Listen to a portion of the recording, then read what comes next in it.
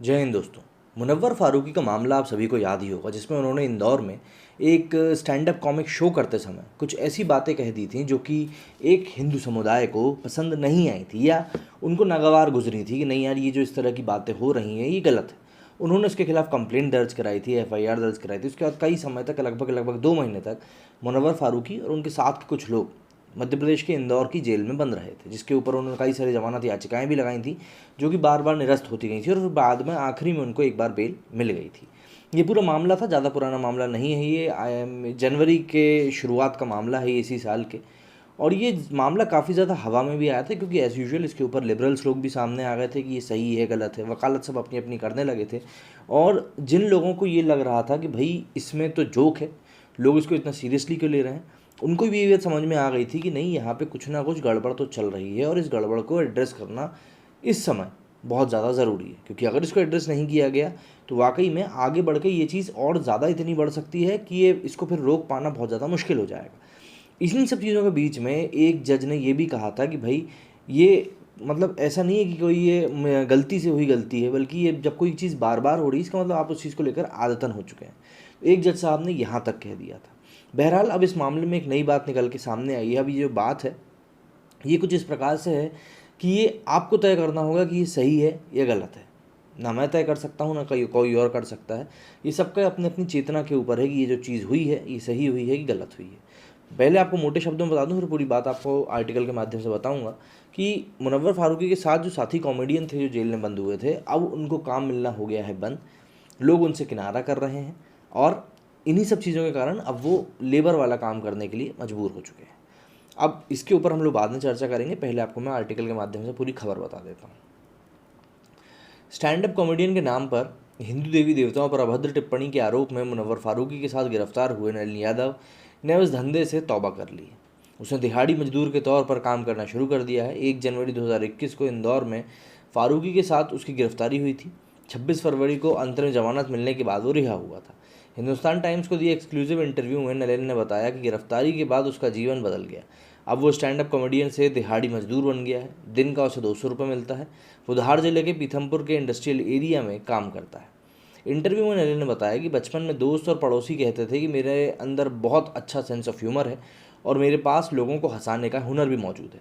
मैंने इन शब्दों को गंभीरता से लिया और एक कॉमेडियन बनने का मैंने फैसला किया। जब मैं अपने चुटकुलों पर 1 या 2 लोगों को मतलब इन लोगों की प्रशंसा मुझे मिल जाती थी तो मुझे बुरा नहीं लगता था। लेकिन अब कड़ी मेहनत करने के बाद आज मुझे यकीन नहीं हो रहा कि मुझे एक छोटी नौकरी करनी पड़ रही है।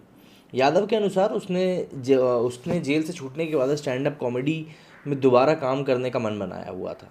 लेकिन उसकी उम्मीदें तब तार तार हो गई जब पड़ोसियों ने उससे और उसके भाई से हर रिश्ता तोड़ दिया। किसी ने हाल तक जानने के लिए फ़ोन नहीं किया। पड़ोसी उसे अब किसी घटिया या खूंखार अपराधी की तरह देखते हैं। इतना ही नहीं, जिन लोगों ने बेल दिलवाने में उसकी मदद की वो भी अब उसे समर्थन नहीं देना चाहते। जिन कैफ़े में वो स्टैंड अप कॉमेडी किया करता था वहाँ भी अब उसे नज़रअंदाज किया जाता है। यादव के मुताबिक जेल से बाहर आने के बाद मैंने कुछ कैफ़े मालिकों से संपर्क किया जहाँ मैं कॉमेडियन के रूप में काम करता था और पैसे कमाता था, लेकिन कोई भी अब मुझसे बात करने के लिए तैयार नहीं है। उन्होंने मुझसे अनुरोध किया कि मैं अब उन्हें कॉल ना करूं क्योंकि वो नहीं चाहते कि किसी भी तरह से किसी को पता चले कि वो अभी मेरे से जुड़े हुए हैं। अब मैं हताश हूँ। सप्ताह में 3 दिन मैं लोगों को ये समझाने में खर्च करता हूँ कि मैंने कोई गलत काम नहीं किया और बाकी के 4 दिन मैं तब तक उद्योग में मजदूर के रूप में काम करता हूँ।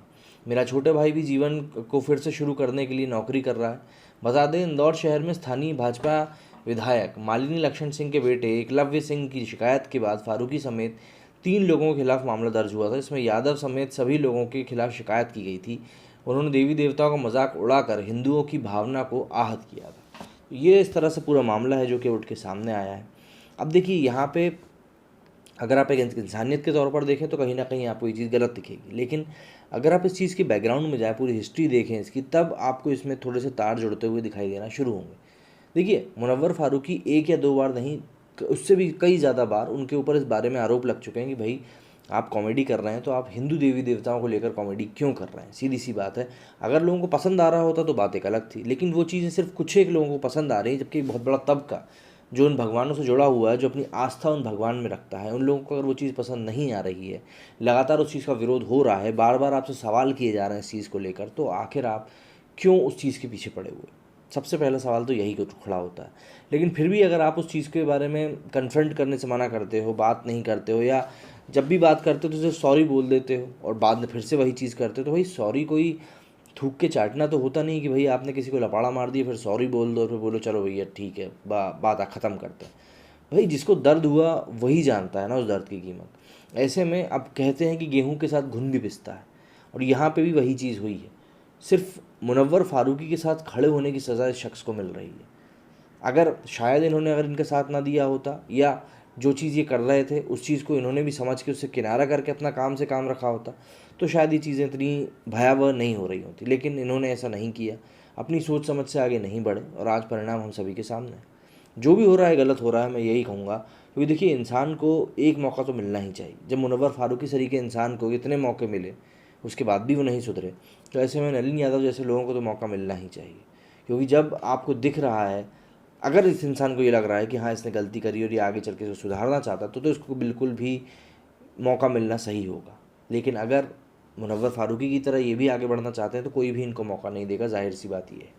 बहरहाल इन सभी चीज़ों के साथ साथ और भी कई सारी चीज़ें हैं जो पिछले एक साल में हम लोगों ने देखी हैं, हमारे सामने, हमारे आंखों के सामने घटित हुई हैं, और वो चीज़ें हमें इस बात को सोचने पर मजबूर करती हैं कि क्या अभिव्यक्ति की आज़ादी के नाम पे हम लोग कुछ भी करते रहेंगे और उस चीज़ को लोग शह देते रहेंगे।